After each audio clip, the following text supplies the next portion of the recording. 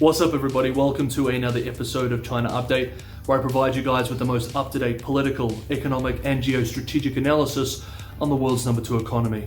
My name is Tony. Let's jump in. Okay, happy Thursday, everybody. Welcome to another episode. First up, economic and financial developments from the last day or so.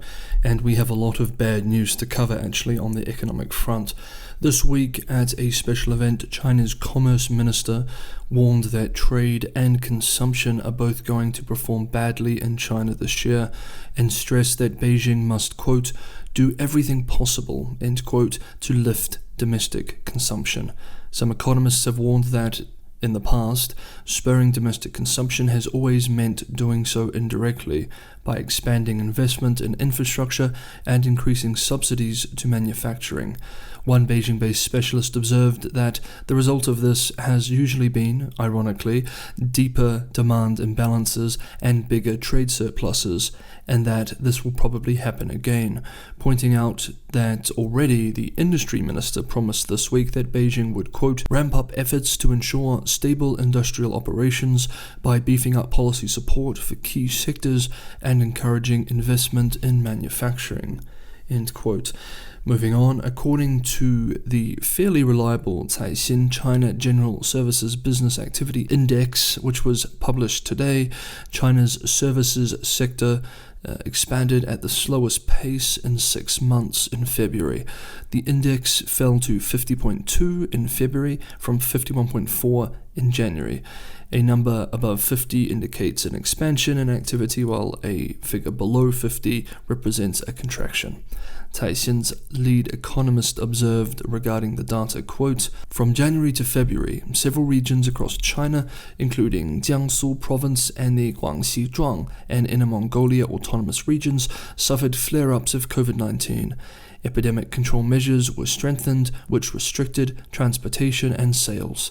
Demand for services contracted, while supply expanded at a limited pace, end quote. And quickly, let's talk semiconductors before moving on to EU-China relations. The Vice Minister of Industry and Information Technology said at a briefing this week that China's acute storage of car chips is gradually easing, quote, as chip makers ramp up production, end quote, but demand still outstrips supply. That, quote, could continue to affect production schedules for cars and their parts, end quote. European Commission Vice President and EU Trade Chief Valdis Dombrovskis confirmed that the European Union will still be holding a summit with China next month on April the 1st. European commentators say that discussing the sanctions that China and the EU have imposed on each other, as well as the conflict in Ukraine, are both top of the agenda. Dombrovskis also expressed that observers are watching China closely over its stand on Russia's invasion of Ukraine. The last few days of speaking with contacts and reading expert commentaries, it appears that a general consensus appears to be that there seems to still be some hope amongst PRC policymakers that the European Union will maintain strategic opportunity and pursue a different, less tough approach to the People's Republic of China than the United States is taking. However, as one analyst expressed yesterday, a bloody war in Europe launched by Russia that the PRC refuses to condemn will likely harden views towards the PRC in many European capitals and give momentum to those politicians in places like Germany who have been pushing for a tougher line on the PRC. Indeed, Noah Barkin, B-A-R-K-I-N, managing editor with Rhodium Group's China Practice, expressed in a policy piece this week, quote, there is no question that the conflict and the joint China-Russia declaration of February 4 have strengthened those in Europe who frame the coming geopolitical challenge as one of systemic competition between democracies and authoritarian states. As a German official put it to me, now quoting the German official, quote, today it's Russia, tomorrow it could be China. We cannot be naive any longer. We need to say goodbye to our old model. It worked for a long time, but not anymore, end quote. Beijing could also ultimately undermine its own efforts to maintain healthy working relations with Europe and European players with one frustrating Sinocentric worldview held by some of its policymakers in Beijing.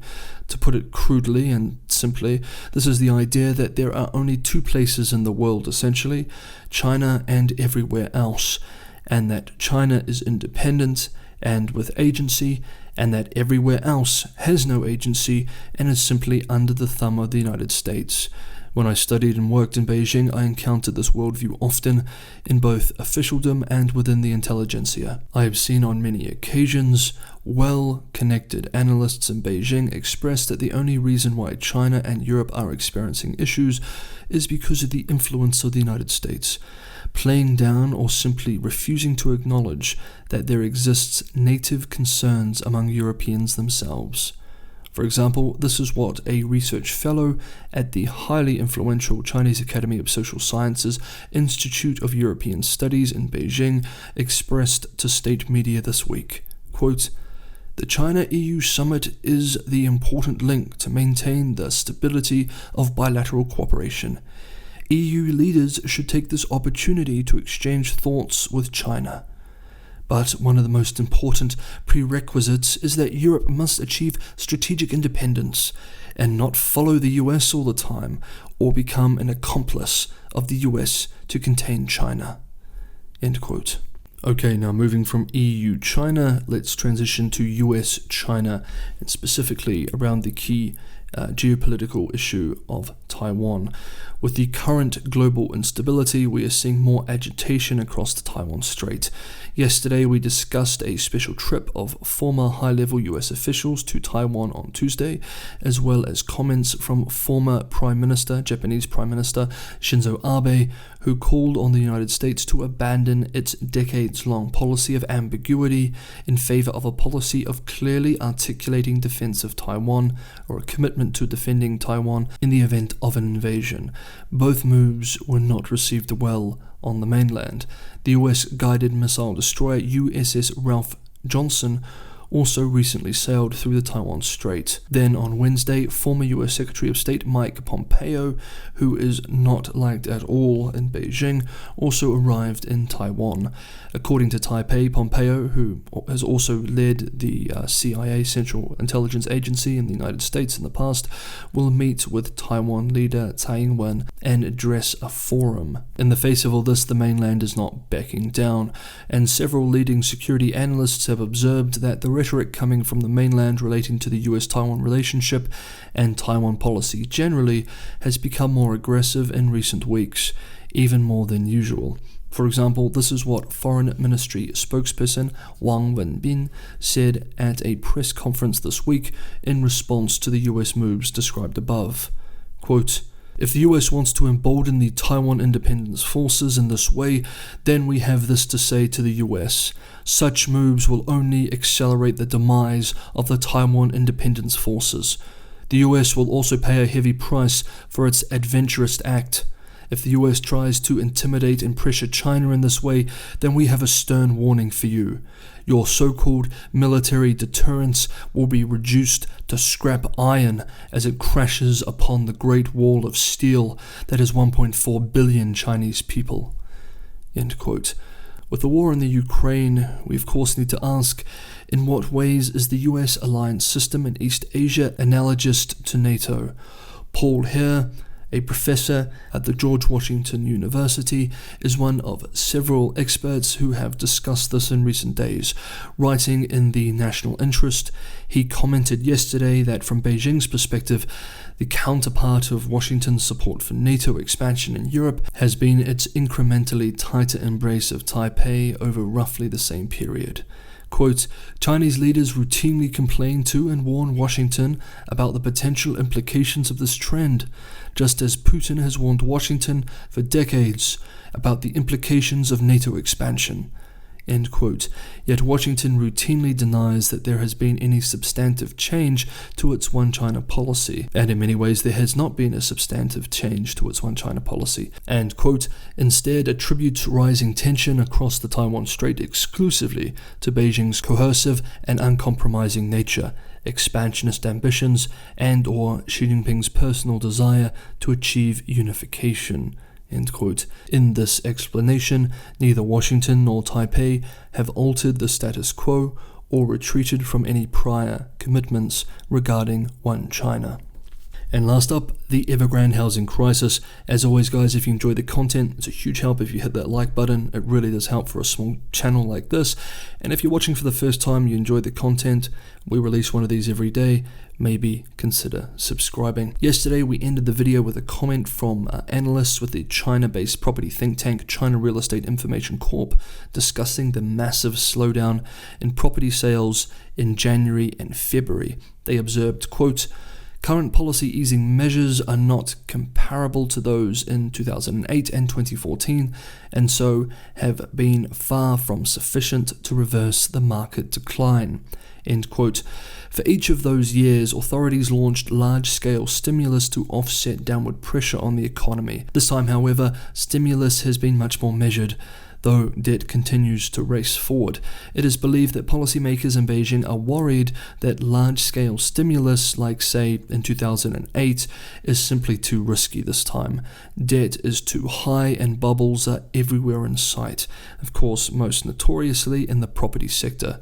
If Beijing is hesitant to turn to large-scale stimulus, then will this more measured stimulus be enough to stabilize the economic slowdown?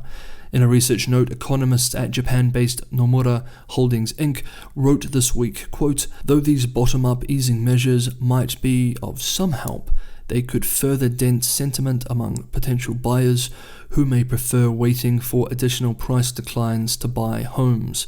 End quote. Others have flatly pointed out that the housing sector was such a large part of the economy that if the sector is being forced to deleverage, this will necessarily mean much slower growth unless you see faster growth somewhere else. Yesterday, we discussed the incredibly poor month for developers in February.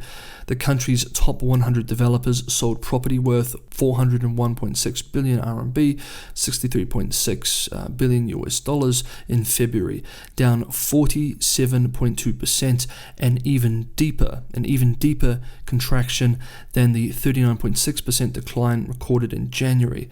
This is very painful for the crisis-hit industry. China Real Estate Information Corp also wrote in their research this week that most real estate firms are still finding it difficult to borrow money. Quote, "As bond issuance in typical real estate companies in the January-February period was well below previous years." End quote. As we know, crisis-hit developers like China Evergrande Group and others have been trying to sell assets to other firms to raise cash, and these are typically state-owned firms that are buying these assets. We discussed several major assets sold last week from Evergrande to state-owned trust companies. Investors are still deeply pessimistic about the future of the company too, and buyer confidence is very low. Economists at Nomura Holdings, in the same research note quoted above, concluded their analysis with the following, quote, "We expect further easing measures after mid-March, as Beijing becomes increasingly worried about the worsening slowdown and the rising risks of financial disruption." End quote. Hey guys, I'd love to hear what you thought about some of the updates we covered in today's episode, so throw your comments below. Always love hearing from you. Thank you for watching. I'll see you next time.